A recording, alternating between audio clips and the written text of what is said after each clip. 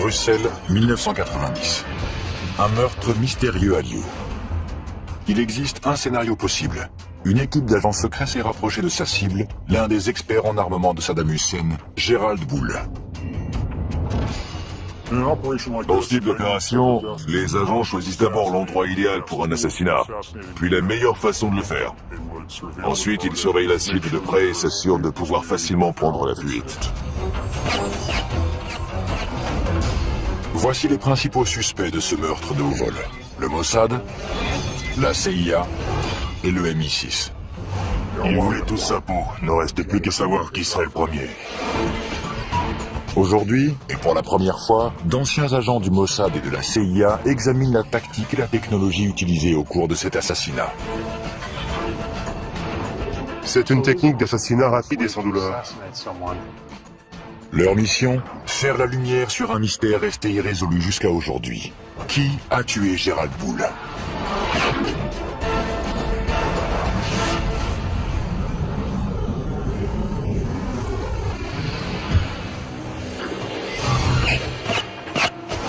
Un scientifique véreux, expert en armement, est abattu froidement. Les assassins disparaissent sans laisser de traces. Qui est derrière ce meurtre et quel est le mobile? Encore aujourd'hui, nous avons davantage de questions que de réponses quant au meurtre de Gerald Bull.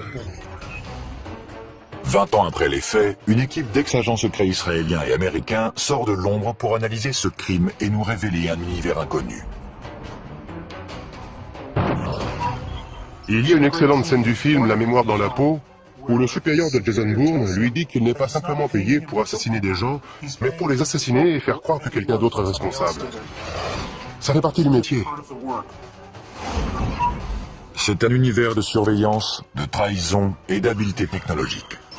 Les missions sont organisées pendant plusieurs années et leur succès repose sur l'entraînement et l'instinct d'un agent sans visage et sans identité, l'agent secret. J'ai passé 13 ans au sein du Mossad. Pendant les 7 premières années, j'étais un combattant, c'est-à-dire un agent clandestin. Les actions d'un bon espion peuvent réellement changer le cours de l'histoire. L'espionnage est la deuxième profession la plus ancienne du monde et l'une des plus dangereuses. J'ai été un agent traitant de la CIA pendant de nombreuses années. Je travaillais en clandestin. Il n'existe pas d'immunité diplomatique pour ce genre de mission. C'est un peu comme un soldat qui se fait arrêter alors qu'il ne porte pas d'uniforme. La punition est bien plus sévère.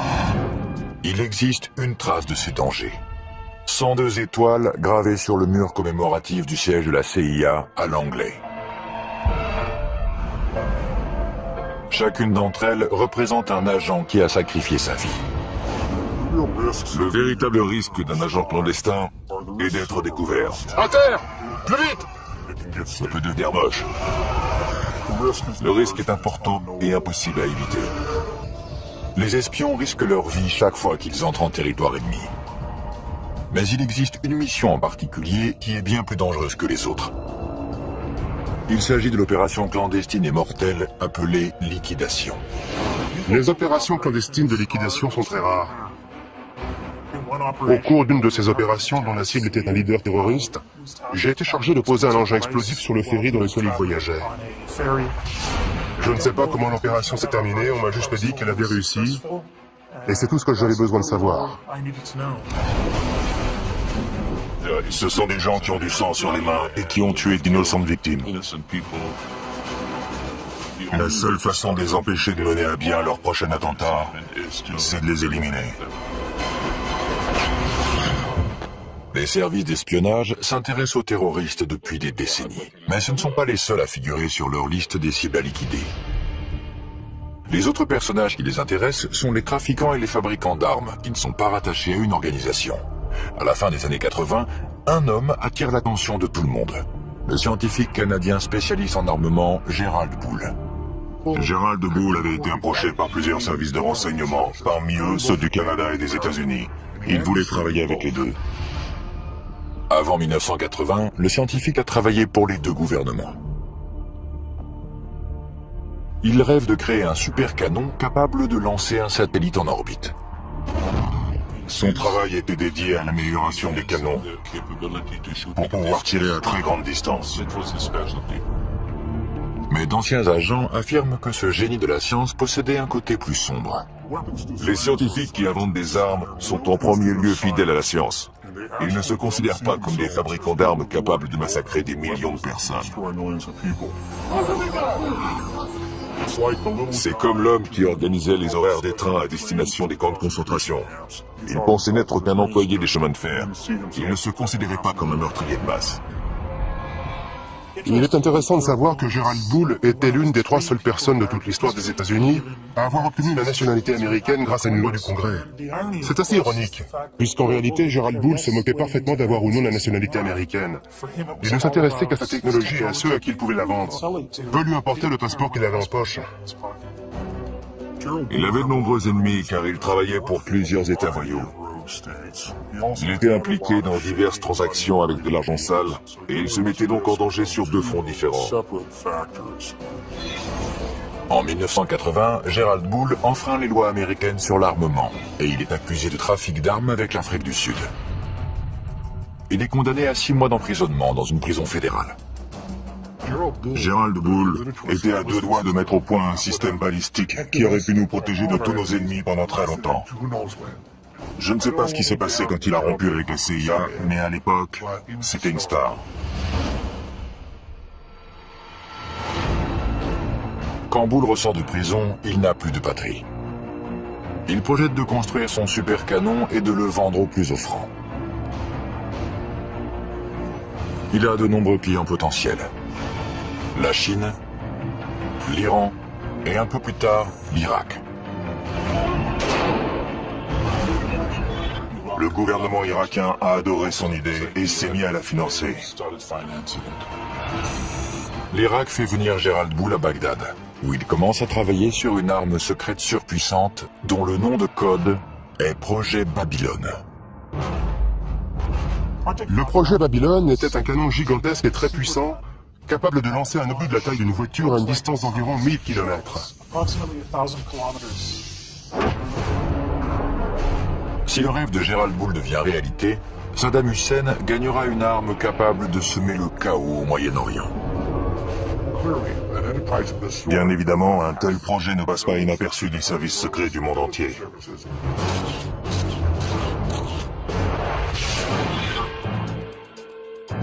La nouvelle du projet Babylone se répand au sein des différents services de renseignement de la planète, y compris les services secrets israéliens, le Mossad.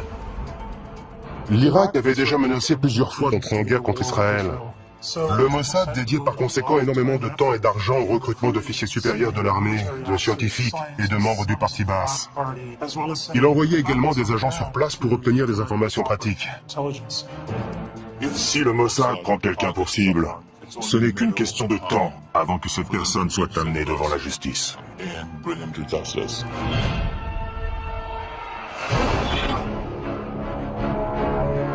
En Irak, Gerald Bull est très bien protégé. Chaque jour, l'étape finale de la construction de son super canon se rapproche.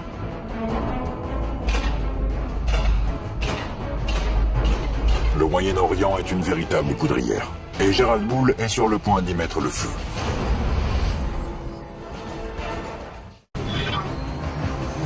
Irak, 1989.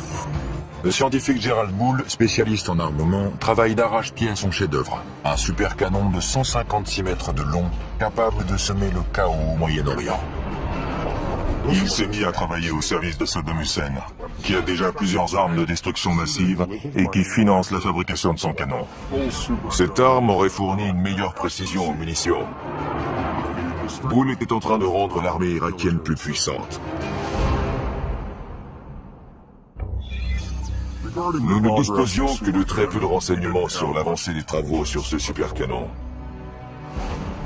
Nous n'avions pas les agents nécessaires sur place. Cependant, il semble que le développement de la nouvelle arme de Gerald Bull soit surveillé de près par le Mossad, le service de renseignement israélien. Les informations recueillies par le Mossad concernant ce projet venaient de sources diverses.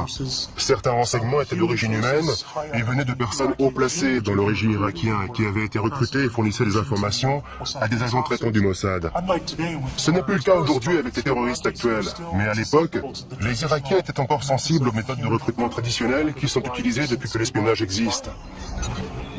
Le ROHUM, ou le renseignement d'origine humaine, est l'art de recueillir des informations par le biais d'entretiens, d'interrogatoires, de corruption et de chantage.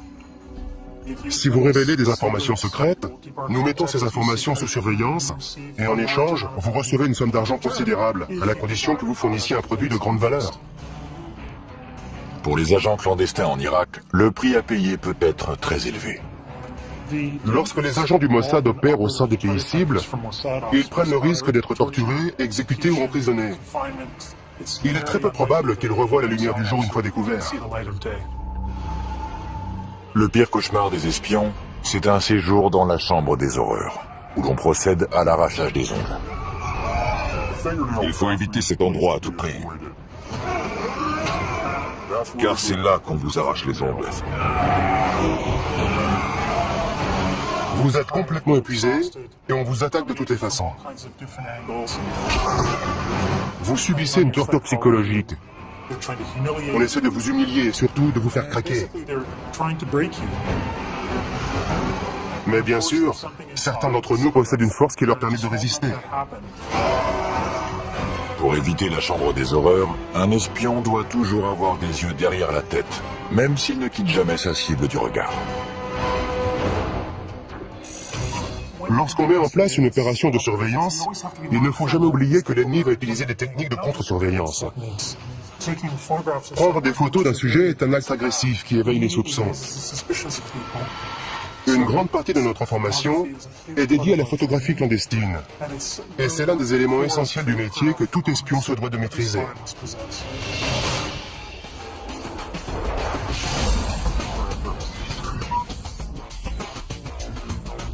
Michael Ross et Ishmael Jones, anciens agents des services secrets, nous présentent la technologie qui sert à la surveillance photographique.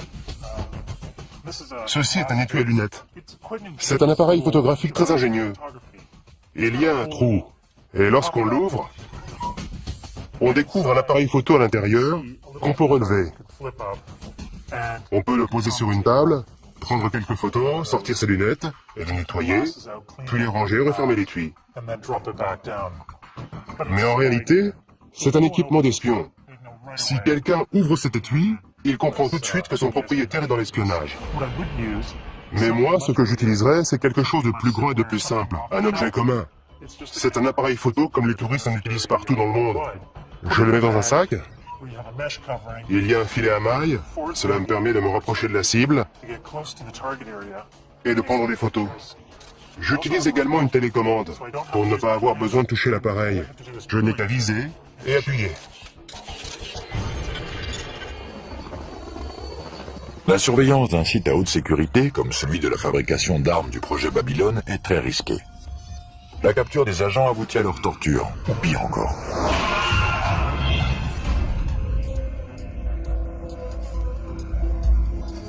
Il ne faut pas qu'on puisse nous repérer en train de prendre des photos depuis un véhicule. C'est tellement facile de se faire tuer dans un pays cible. L'une des techniques qu'on peut utiliser, c'est celle de la boîte de mouchoirs. On laisse quelques mouchoirs à l'intérieur et on y place l'appareil photo. Puis on l'installe sur le tableau de bord comme ça. Je choisis la position idéale pour pouvoir prendre des photos des cibles que je veux immortaliser.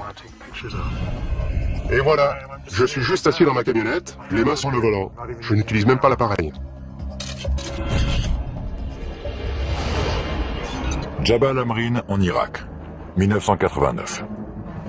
Gérald Bull teste une version réduite de son supercanon, le Mini Babylone. Il travaille également à l'amélioration du système balistique des missiles Scud de Saddam Hussein. Ces avancées pourraient avoir de terribles conséquences. Sa mission consistait à fabriquer des obus et des bombes qui transporteraient des armes chimiques et biologiques. Leurs effets auraient été catastrophiques. Pendant ce temps-là, le canon Babylone de 156 mètres de long en est encore au stade du balbutiement.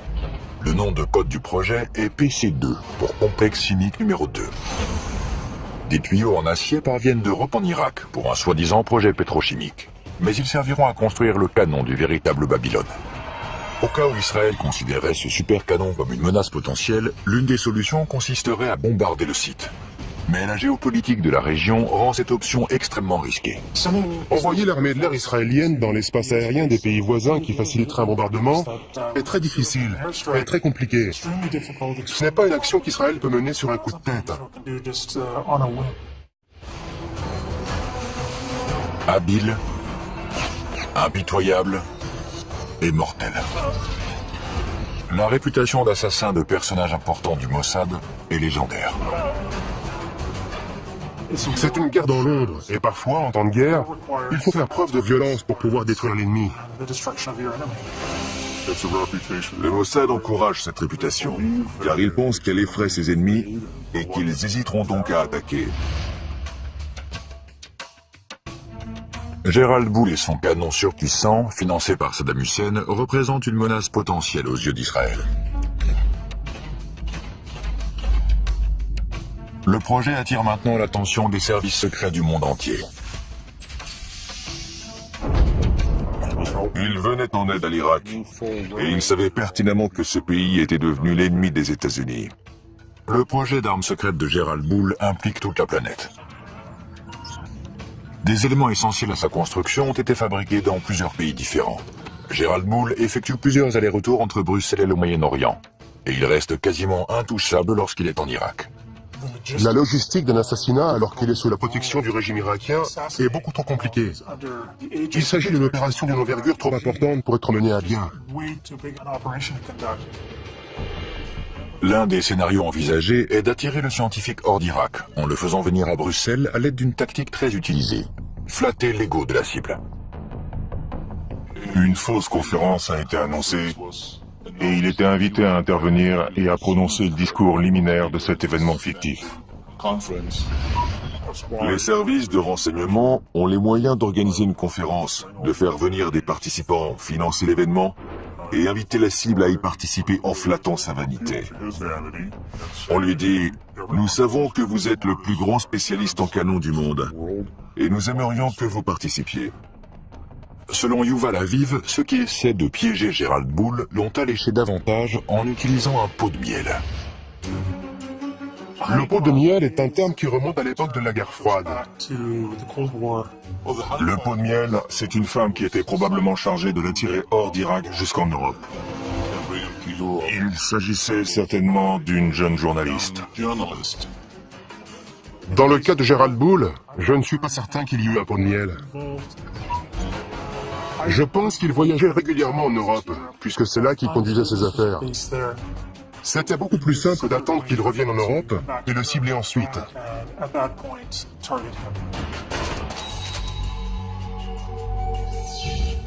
Que ce soit pour assister à une conférence fictive, pour retrouver une femme séduisante ou tout simplement pour gérer ses affaires, Gérald Boul rentre chez lui à Bruxelles. Selon certaines sources belges, il n'est pas seul. Un ou plusieurs services de renseignement maintiennent une surveillance constante. L'équipe de surveillance doit être dynamique et souple pour pouvoir suivre la cible dans n'importe quelle situation. Le plus important, c'est d'être capable de découvrir où le sujet habite, quelles sont ses habitudes et quels endroits il fréquente. En 1990, la technologie n'était pas aussi développée qu'aujourd'hui. Il y avait certainement des agents qui le surveillaient directement en le suivant et en essayant de maintenir autant de distance possible entre eux pour éviter d'être repérés. Si un agent est découvert pendant une opération de surveillance, c'est toute la mission qui est compromise. Maintenir une bonne couverture, c'est la seule protection efficace pour les agents qui opèrent au sein de pays ennemis. Ce ne sont ni les armes, ni la maîtrise des arts martiaux qui vous protègent dans cette situation, mais bel et bien votre couverture. La couverture des agents à Bruxelles devient capitale. Une identification photographique et surtout une identification fiable de la cible à éliminer est essentielle, car l'histoire regorge de victimes innocentes qui se sont fait liquider par erreur. Il faut prendre des clichés à différents moments de la journée et sous différents angles pour que l'assassin dispose d'une série complète de photographies à étudier afin que l'identification soit parfaite. Garder l'œil sur le scientifique est loin d'être un jeu d'enfant. Certains pensent même que les agents qui l'observent sont surveillés à leur tour. Je suis persuadé que ceux qui l'ont assassiné étaient surveillés de près par d'autres agents. Une couverture décelée peut faire s'effondrer une mission comme un château de cartes. Les agents doivent avoir l'art de se fondre dans le paysage et s'assurer de ne pas dévoiler leur équipement.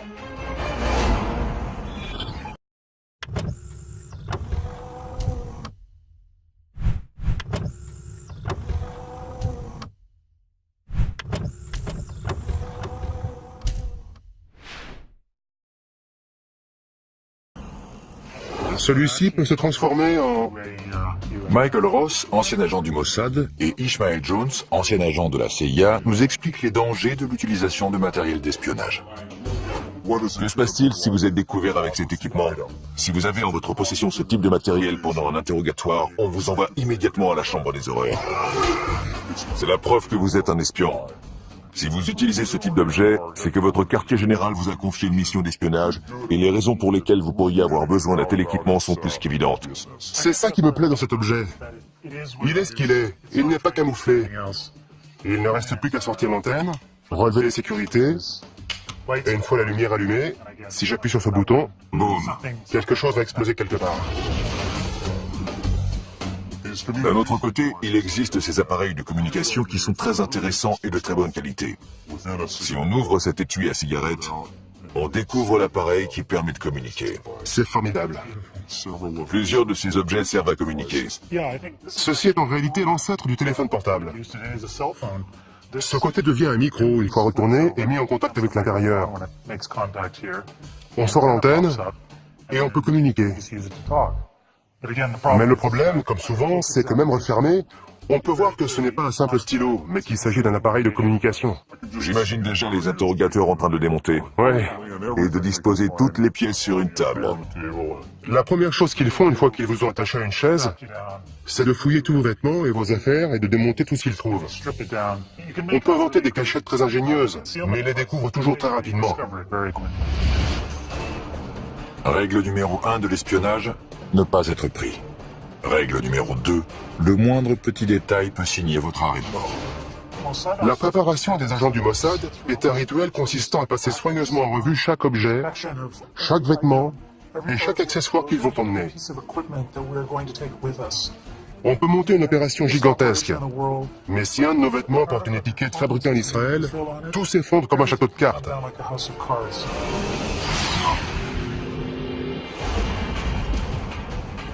C'est l'hiver en cette année 1989 à Bruxelles. Cachée quelque part dans la ville, une équipe d'agents secrets met probablement au point un plan pour éliminer leur cible. L'étau se resserre autour de Gérald Bull. Mars 1990. Gérald Bull est de retour à Bruxelles. Il est probablement suivi. Pourquoi ? À cause du programme de développement de missiles de Saddam Hussein et d'un super canon top secret dont le nom de code est Projet Babylone.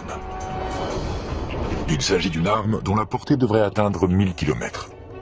Le rayon qu'il traçait depuis Bagdad couvrait la totalité du Moyen-Orient. C'était l'arme et l'engin balistique les plus incroyables qui aient jamais existé. À quelques mois de l'invasion du Koweït, la machine de guerre irakienne se met en marche. La version miniature du super canon de Gérald Bull, le mini Babylone, a déjà été testée. À ce moment-là, tous les services de renseignement du monde sont au courant de ce qui se passe et le surveillent de très près. L'un des partis qui souhaite ardemment qu'Hussein n'ait jamais ce canon sont les Iraniens. En plus des Iraniens, le Mossad est de la partie.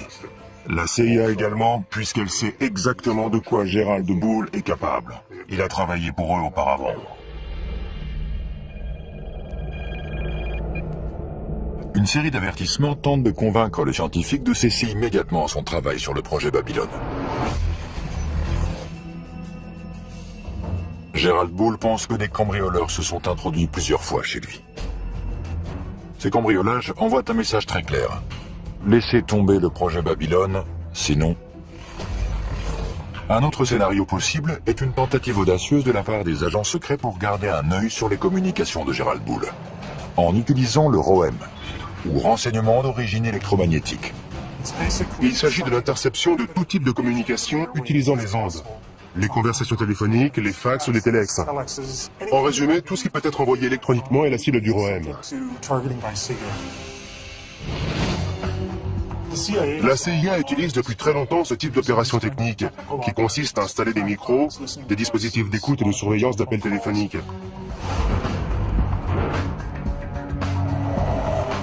Donc, elle est toute désignée pour mener ce genre d'opération de surveillance, et particulièrement la surveillance électronique de la cible.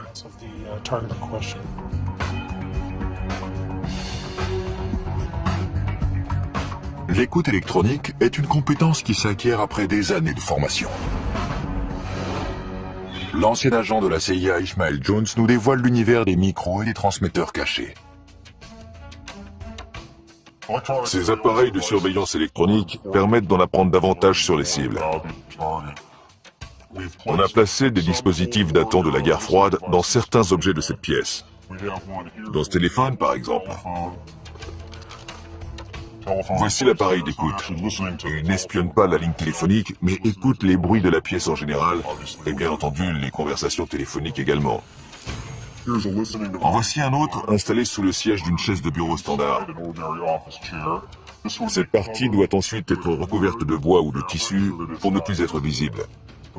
Pour dissimuler un dispositif dans un livre, il faut l'installer dans le dos. C'est d'ailleurs un appareil de la CIA. On peut voir le dispositif audio en haut, les piles sont au centre, et les autres éléments de l'appareil sont en bas. C'est un transmetteur complet. Mais lorsque la cible est mobile, il faut pouvoir suivre ses conversations à travers la ville. L'une des solutions possibles remonte à la guerre froide. Voici un dispositif d'écoute de la guerre froide.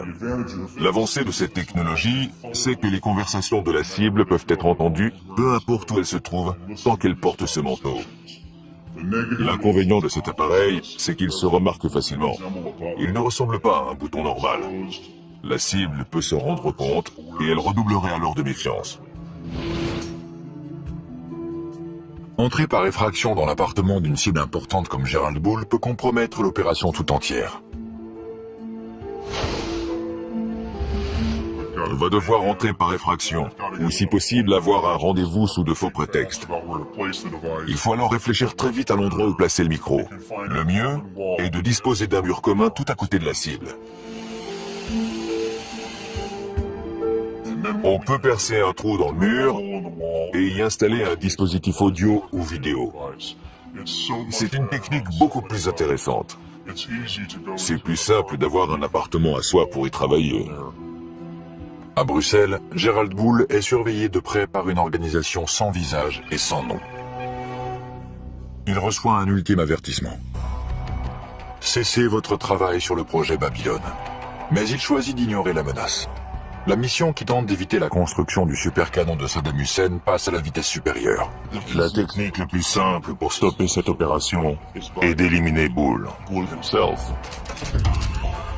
Le spécialiste en armement canadien est condamné à mort. Bruxelles est un endroit idéal pour liquider un homme comme Gerald Bull. La ville est calme et sûre, et la cible se sent à l'aise et détendue. À Bruxelles, on entre en mode tourisme. Le scientifique pense que des cambrioleurs se sont introduits dans son appartement plusieurs fois, mais sans emporter d'objets de valeur. Il reçoit un ultime avertissement. Il doit cesser son travail sur le projet Babylone. De nombreux ennemis peuvent avoir été les auteurs de cette menace. Encore aujourd'hui, personne ne sait qui l'a appelé. La menace peut venir de différentes sources, y compris le Mossad ou l'Iran. D'après moi, les Iraniens pourraient très bien avoir assassiné Bull. Ils auraient pu le faire. Ils en avaient les moyens. Tous les plus grands services de renseignement sont capables de mener à bien une telle opération. Et ils l'ont déjà fait par le passé. La CIA, l'ancien KGB, aujourd'hui SVR, le MI6.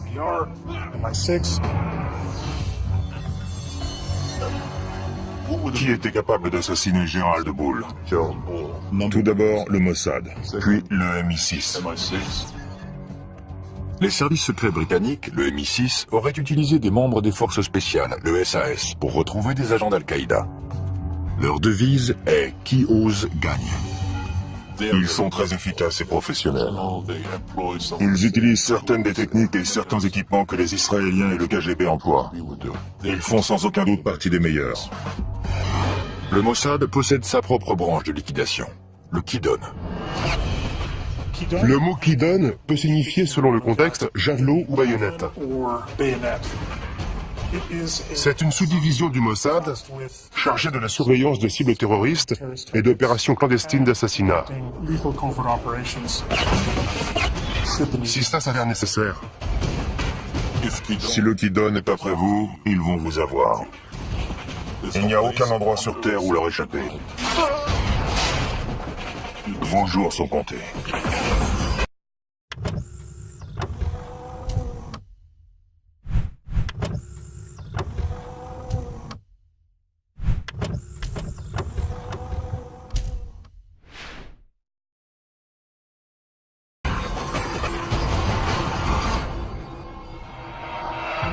Bruxelles, mars 1990.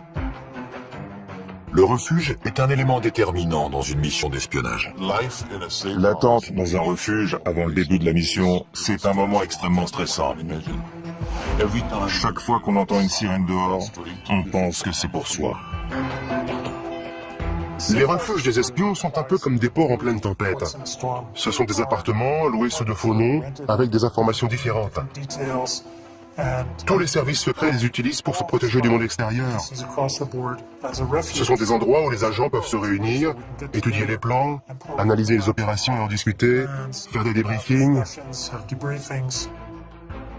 Au cours des heures qui précèdent une mission, l'équipe examine chaque détail de l'opération. La tactique peut varier, mais une équipe de liquidation standard est composée de plusieurs agents. Le leader est responsable de la sécurité et de la surveillance constante de la cible. Le chauffeur est chargé d'amener l'équipe dans la zone d'action et de l'en extraire. Et le tueur, ou les tueurs, effectuent l'exécution. Un autre élément clé d'une opération secrète de liquidation est le choix de l'arme. Les autres services de renseignement utilisent des armes plus lourdes, c'est-à-dire des gros calibres.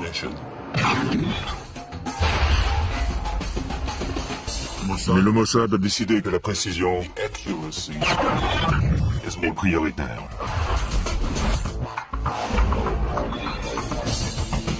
Nous sommes au stand de tir d'Angeles. L'ancien agent du Mossad Michael Ross et le spécialiste en armes à feu Mike Cristano procèdent à une analyse balistique d'un assassinat. La première marque est celle du tir du 9 mm. Elle a traversé le gel de part en part.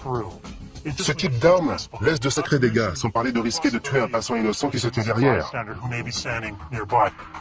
Le gel balistique a la même densité que les tissus musculaires humains semi-tendus. Il permet de fixer l'empreinte balistique d'une arme. Le calibre 22 est plus intéressant, car il fait ce qu'un assassin veut, c'est-à-dire pénétrer, pas trop profondément, et exercer toute son énergie dans le corps, le crâne, ou n'importe quel autre endroit atteint. Son énergie n'est pas projetée vers l'extérieur en laissant d'énormes dégâts, quelque chose de très visible. Lorsqu'il s'agit de liquider une cible, il vaut mieux choisir la discrétion.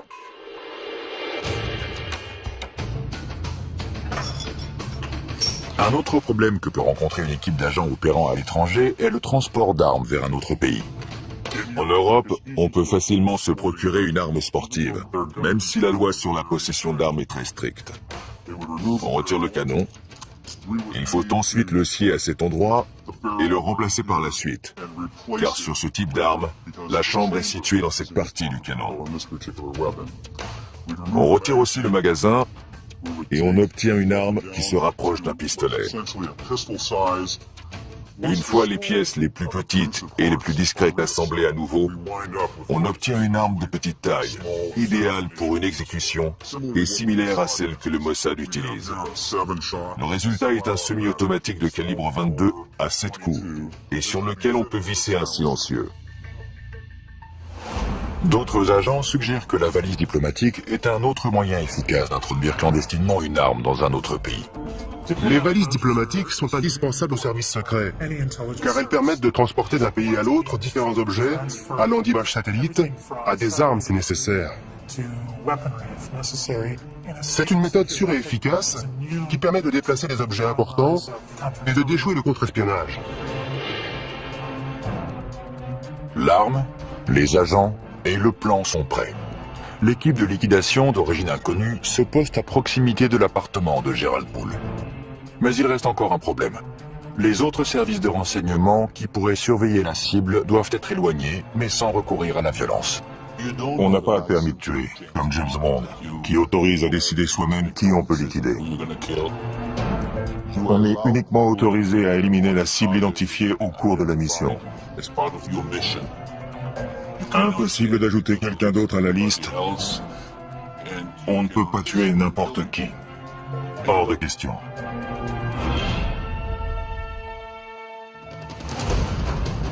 Dans le cas de Bull, s'il était suivi par un troisième pays, la meilleure solution était de distraire l'équipe de surveillance pour l'éloigner. Au cours d'une opération clandestine de liquidation, l'équipe peut utiliser un appât pour créer une distraction. L'équipe se met en position pour passer à l'étape finale de sa mission, l'exécution de Gerald Bull.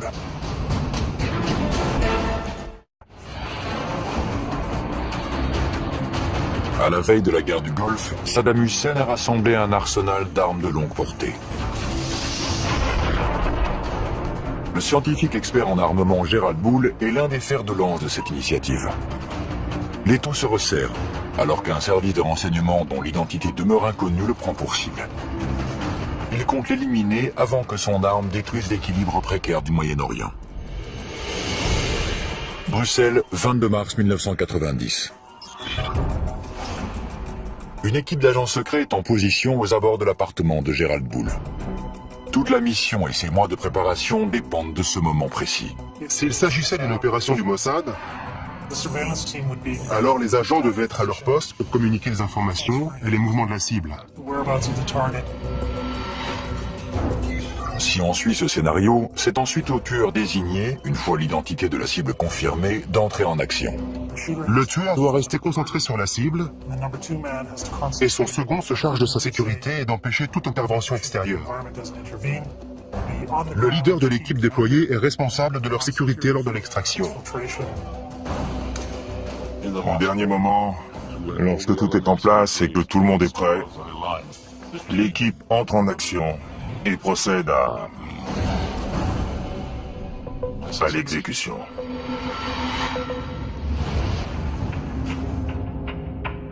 Le niveau de stress est élevé, bien évidemment. On entend le bruit d'une clé qu'on glisse dans la serrure, puis la porte qui s'ouvre, et on prie pour que ce soit notre cible et non quelqu'un d'autre. Puis la cible se trouve juste devant nous, et c'est là qu'il faut vous en occuper. Et avant que la cible meure, on s'assure qu'elle sait pourquoi on est là. On lui pose la question, vous savez pourquoi je suis là? Et on peut voir sa peur sur son visage, car elle sait pourquoi on est là.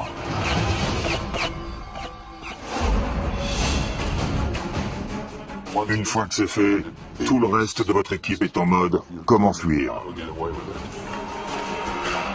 Comment sortir de toute cette zone sans être vu et disparaître? Le leader emboîte le pas du tueur alors qu'il se dirige vers un véhicule pour s'enfuir. Il s'éloigne en prenant deux virages à 90 degrés pour que personne ne puisse voir dans quelle direction il se dirige. Après ces deux virages à angle droit, ils arrivent au point d'extraction où un autre véhicule les attend.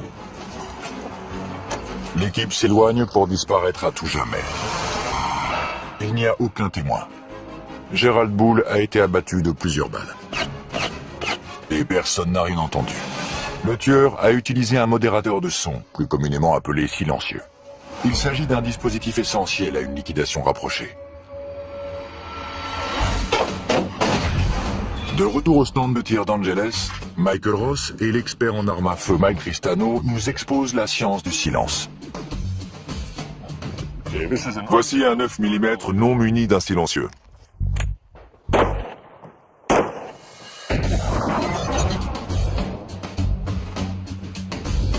On ne peut pas dire que ce soit une arme silencieuse. Non, absolument pas. L'arme de prédilection du Mossad pour les exécutions est un pistolet de calibre 22 équipé d'un silencieux.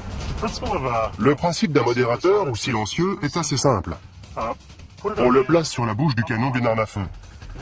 Le mécanisme interne est une série de rondelles qui piègent les gaz libérés lors d'un tir. Le bruit est émis lorsque le percuteur heurte la balle, qui est ainsi projetée hors du canon. Si on parvient à étouffer ce bruit, à dissiper ces gaz avant que la balle ne sorte du canon, le tir devient très silencieux. Un silencieux peut réduire le niveau sonore d'un coup de feu de 30 décibels. Un autre avantage du silencieux est qu'il améliore la précision du tir. Le canon est rallongé, le tir est donc un peu plus précis. C'est le même principe qu'avec un fusil. Il est plus précis parce que le canon est plus long. Comme vous le voyez, les impacts sont relativement groupés. Je crois qu'on peut dire qu'il est mort. Grâce à leur technologie et à leur habileté, les assassins de Gerald Bull ont pu s'échapper sans être repérés. Mais le mystère reste entier. Qui a appuyé sur la détente? La probabilité qu'un service de renseignement étranger soit responsable de l'assassinat est grande. Le premier qui vient à l'esprit est le Mossad. Il est bien connu que le Mossad procède à des liquidations. Il existe une autre possibilité. Le tueur est peut-être un agent d'un autre service secret travaillant en collaboration avec le Mossad. La seule organisation qui pourrait collaborer avec le Mossad est le MI6 britannique. Le Mossad n'a jamais collaboré avec d'autres services par peur que l'autre organisation ne soit pas à la hauteur, qu'il y ait trop de paperasserie et que toute la mission soit ralentie. Mais ils ont collaboré à de nombreuses reprises avec le MI6. Et avec succès. De nombreux spécialistes sont persuadés que les responsables sont des agents du Mossad. Mais le résultat des analyses balistiques ne correspond pas à leur mode opératoire. Un pistolet calibre 22 avec silencieux.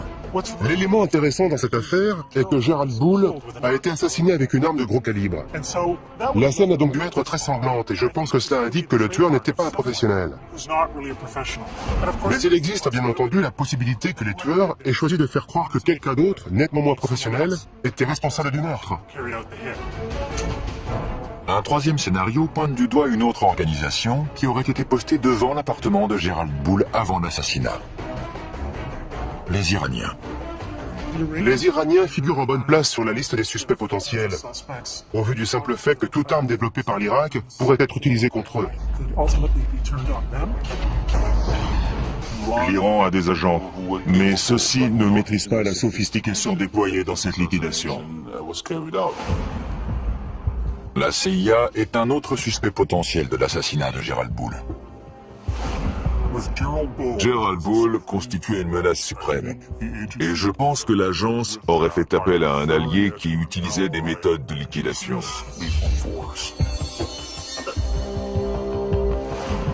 Je ne pense pas que la CIA puisse être impliquée dans un assassinat. Mais il est possible que l'un de ses responsables ait mentionné que Gerald Bull était un problème et qu'il faudrait qu'il soit éliminé. Parfois, ce qui favorise l'action est de se taire alors qu'on sait ce qui se passe. L'univers de l'espionnage est souvent comparé à un palais des glaces. La réalité n'est jamais vraiment ce qu'elle semble être. Le mystère qui entoure la mort de Gerald Bull reste entier. L'identité de l'assassin reste inconnue. Est-ce que certains services de renseignement étaient au courant de l'exécution? Et si oui, combien? Une seule chose reste certaine. Quelqu'un a violemment mis un terme à la vie de ce brillant scientifique. L'enquête sur la mort de Gerald Bull n'a pas été très approfondie. Il semble y avoir davantage de pays satisfaits par sa disparition que de nations qui s'inquiètent du fait qu'il ait été assassiné à Bruxelles. L'exécution de Gerald Bull a été un grand succès, car lorsqu'il est mort, le projet du canon est mort avec lui. Peu importe qui l'a tué, tous les services secrets sont complices. Car tous voulaient sa mort. Il y en a juste un qui a frappé le premier.